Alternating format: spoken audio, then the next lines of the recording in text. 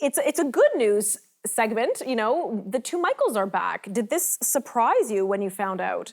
Yes, I was surprised. I had expected that the Chinese government would allow a discrete period to pass between Ms. Meng's repatriation to Beijing and the release of Michael Kovrig and Michael Spavor.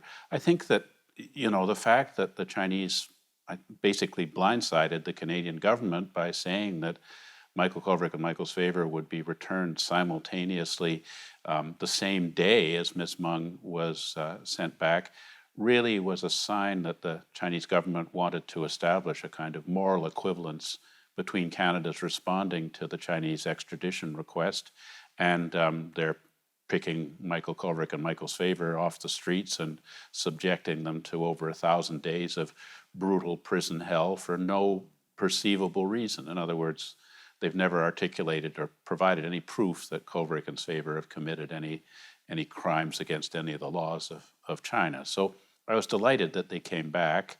I'm sorry that this incident suggests that the Chinese government is going to be much more blatant in its use of hostage diplomacy or violations of the norms of diplomatic conduct, and for that matter, violations of the norms of trade to further China's agenda.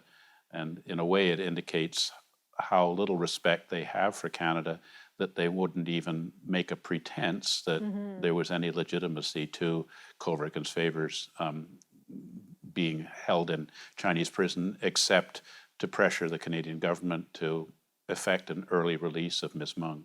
Talk to me about Ms. Meng. So, you know, she was on Canadian soil, and the Americans wanted her arrested, and Canada did their bidding?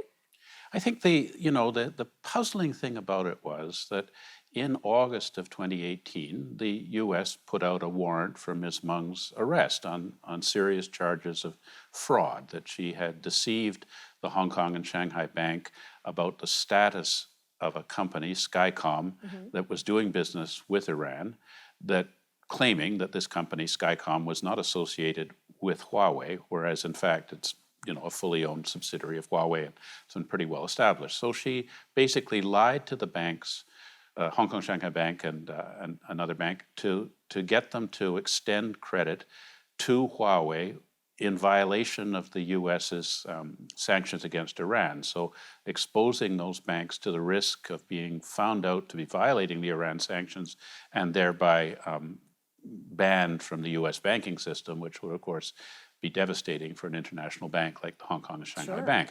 So from our point of view, Canada doesn't have sanctions against Iran, but the crime of fraud exists in Canadian law. So the basis for the extradition is that the U.S. was requesting Ms. Meng to be made accountable for an alleged crime which is comparable to something that would also be a crime in Canada.